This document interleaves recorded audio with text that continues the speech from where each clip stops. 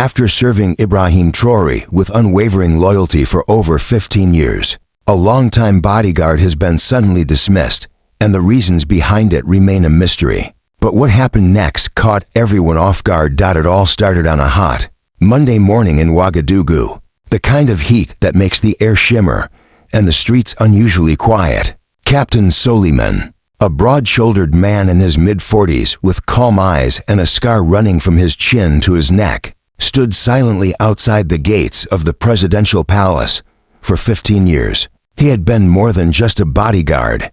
He was Traoré's shadow, always present, always alert. He had stood through coups, threats, and celebrations. But that morning, everything changed. A young officer, his hands shaking slightly, approached Soleiman and handed him a black envelope.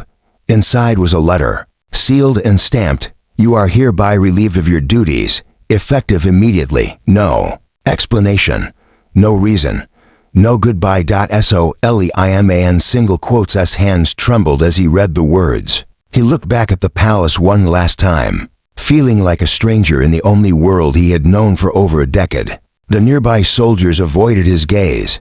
The silence was heavier than the heat.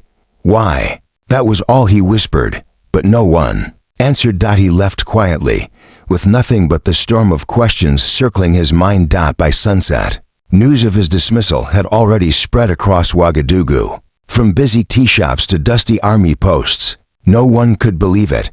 15 years, an old colonel mumbled.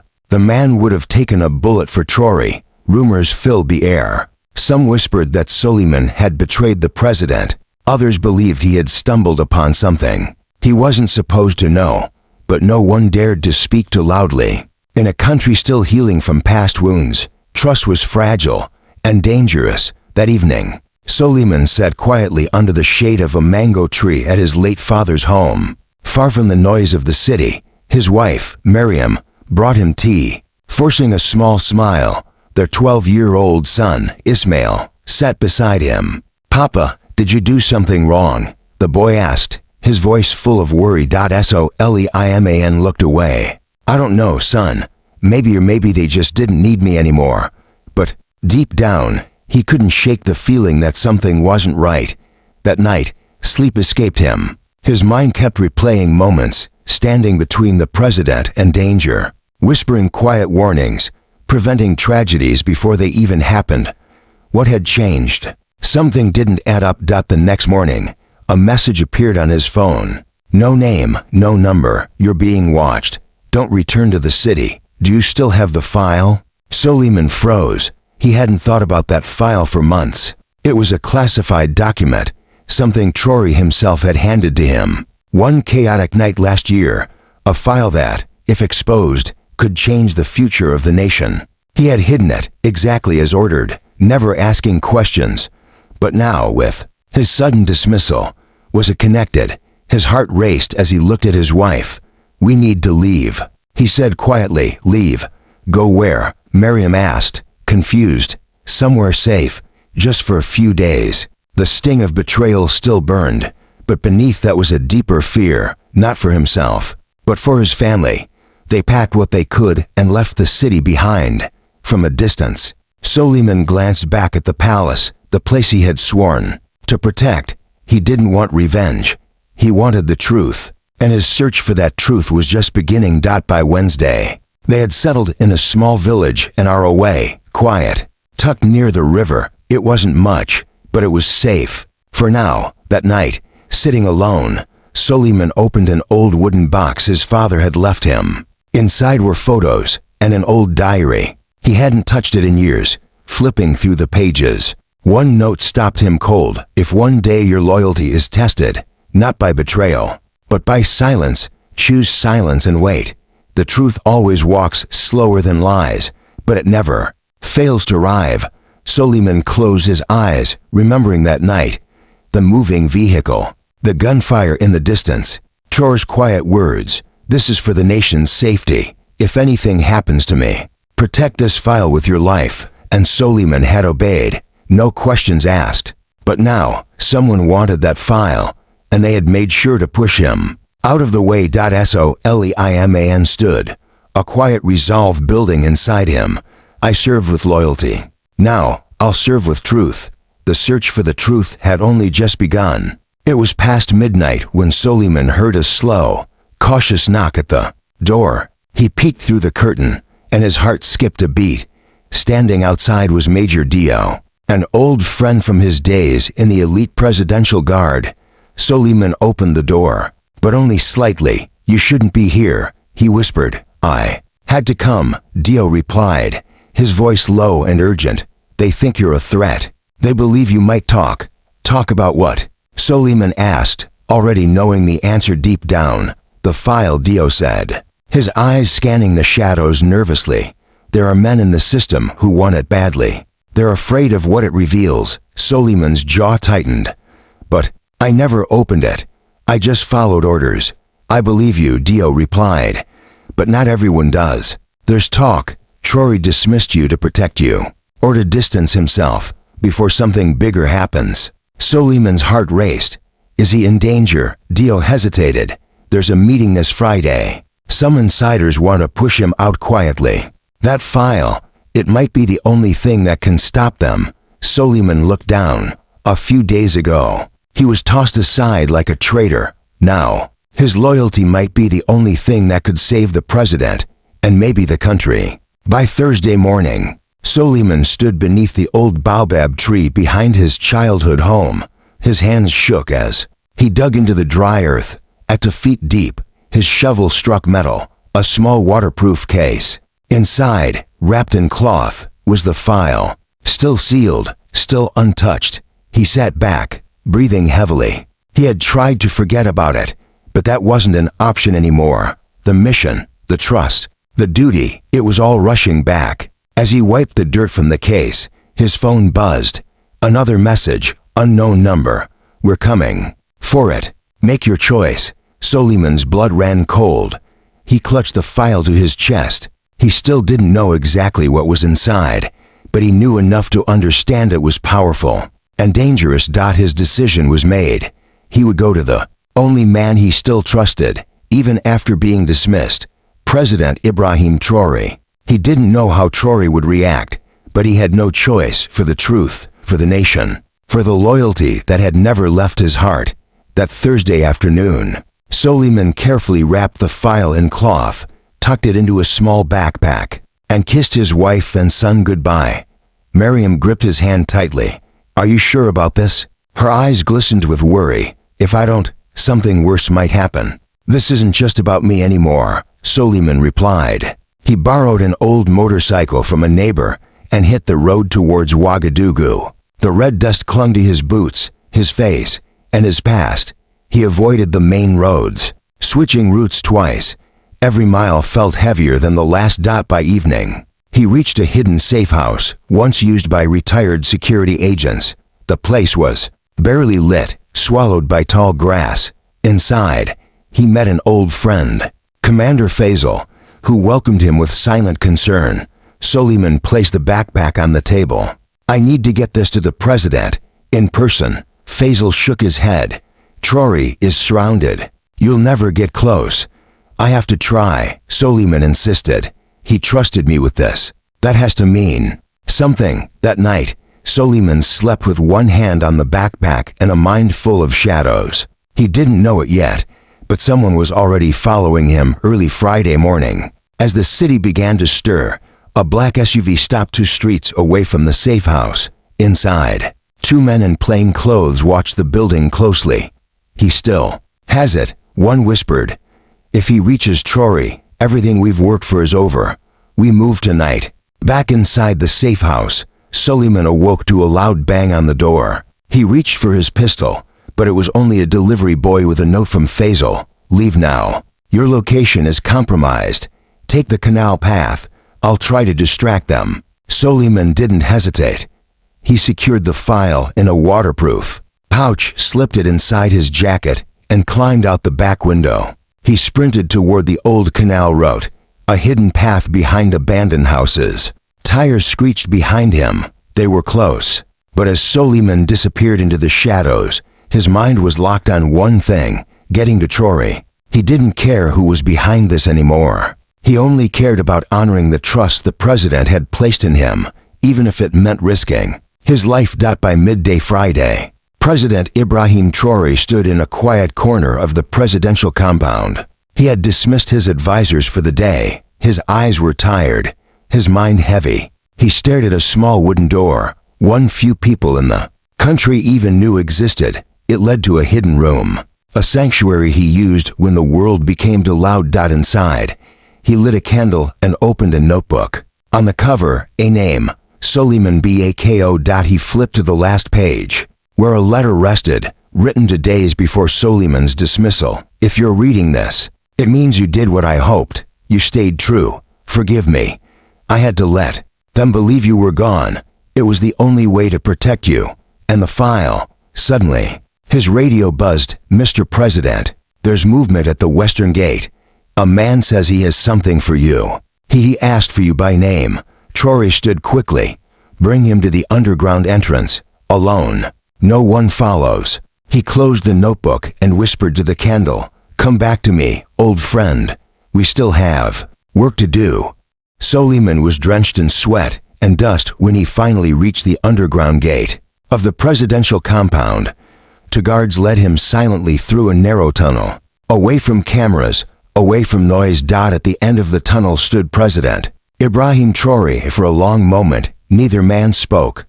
Then, Traoré broke the silence. You came. Soleiman nodded, emotion heavy in his eyes. You asked me to protect it. I never broke that trust. Traoré stepped forward, taking the file from Soleiman's trembling hands. I had to dismiss you, he said quietly. If they thought you were still close to me, they would have taken you. Maybe worse. It was the only way I could protect you, without exposing the plan. Soleiman's throat tightened. I thought I had failed you. You never did, Traoré replied, placing a firm hand on his shoulder. Soleiman blinked back tears. I would have died for you, I know, Traoré whispered. But now, I need you to live. For this country. In that hidden room, there were no titles, just 2 men, one a president, the other his forgotten shield, bound not by power, but by loyalty. Traoré opened the sealed file. His expression darkened as he read its contents. It's worse than I feared, he muttered. These documents, they prove certain high-ranking officials are working with foreign powers, selling intelligence, planning a quiet coup. Soleiman clenched his fists. Who names we both know? Men we once trusted. Traoré's voice turned cold. They plan to announce my resignation tonight, unless we stop them first. If I act too soon, they'll call me paranoid. But if I wait too long, I'll be gone, Traoré said quietly. Soleiman took a breath. Then let me be your proof. Let me help one last mission. Traoré hesitated. You're no longer part of the guard. I never stopped being your guard, Soleiman replied firmly. Their eyes locked. After a moment, Traoré finally nodded. Then let's finish this together. For the next hour, the 2 men worked in silence, carefully planning how to expose the truth. Every second felt heavy. This wasn't about revenge anymore. It was about saving the future of Burkina Faso. Finally, it was time to bring the truth into the light. That Friday night, Ouagadougou looked calm from the outside, but inside a high-level government building, a secret meeting was underway. 7 men sat around a long table, unaware that hidden cameras, planted just hours earlier, were recording their every word. They laughed, plotted, signed documents, until the lights suddenly went out. A projector flickered on. Footage appeared on the wall. The hidden room, the file, their betrayal. Gasps filled the room. Panic spread across their faces.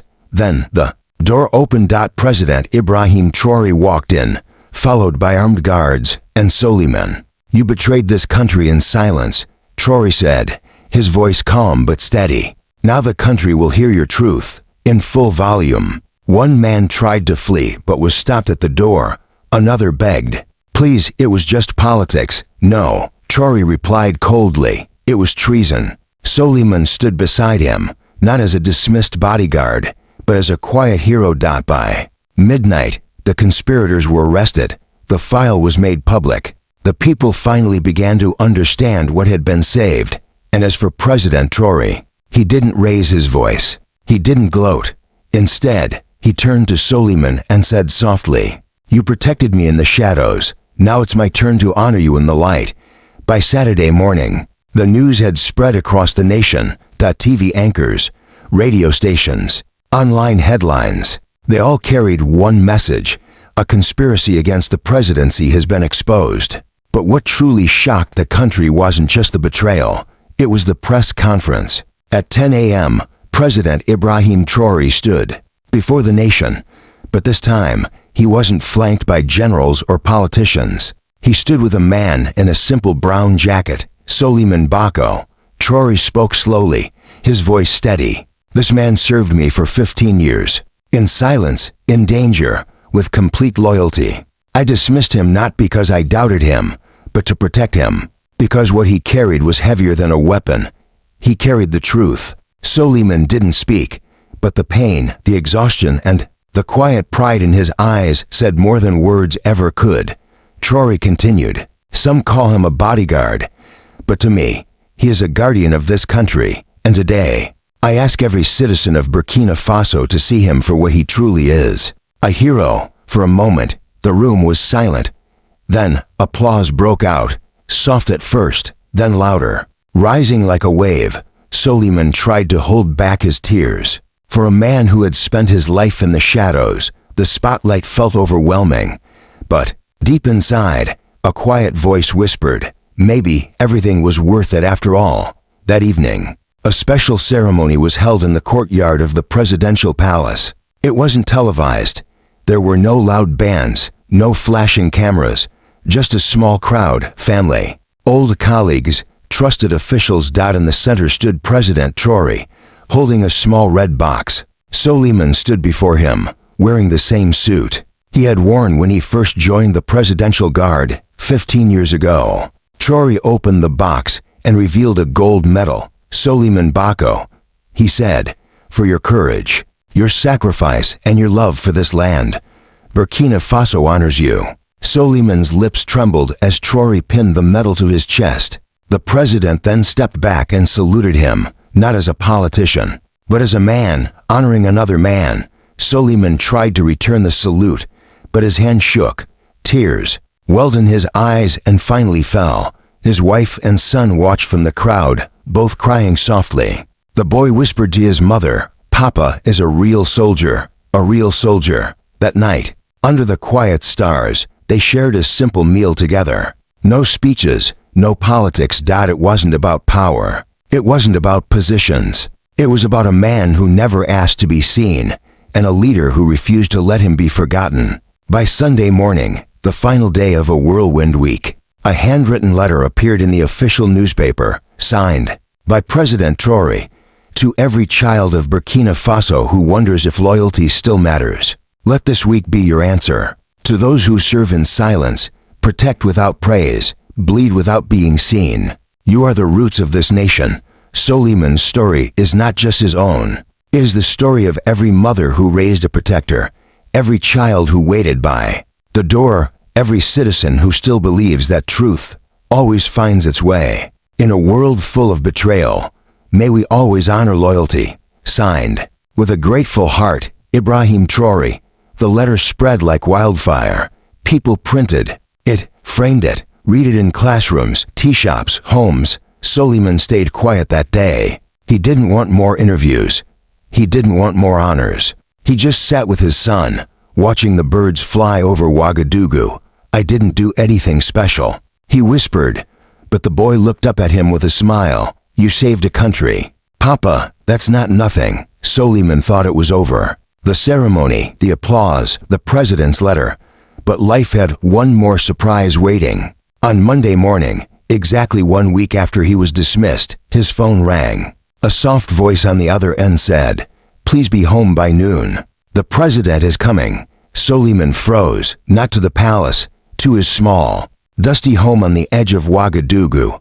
He rushed to sweep the floor. His wife laid out clean cloth. His son put on his best shirt, and at exactly noon, to plain black, SUVs pulled up outside. Out stepped President Ibrahim Traoré. No uniform, no guards. Just a simple white shirt and a warm smile.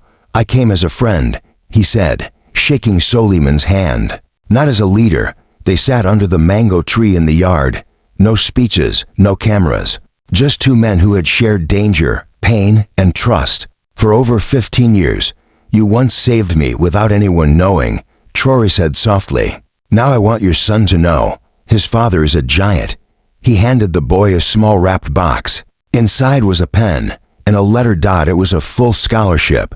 International, in Soleiman's name. Soleiman couldn't hold back his tears. For the first time in years, he wept openly, not from pain, but from peace. After the visit, life slowed down. Soleiman didn't return to work, not because he wasn't needed, but because Traoré insisted. You've given enough. The president told him, now, it's your time to receive. On Tuesday morning, Soleiman woke up early, made tea, and sat on the porch. Neighbors waved. Some stopped by just to thank him. Strangers brought bread, fruit, little gifts for his son. The man who used to blend into the background now couldn't go a day without someone reaching out. But he remained quiet, humble. When asked what it felt like, he simply said, I'm grateful.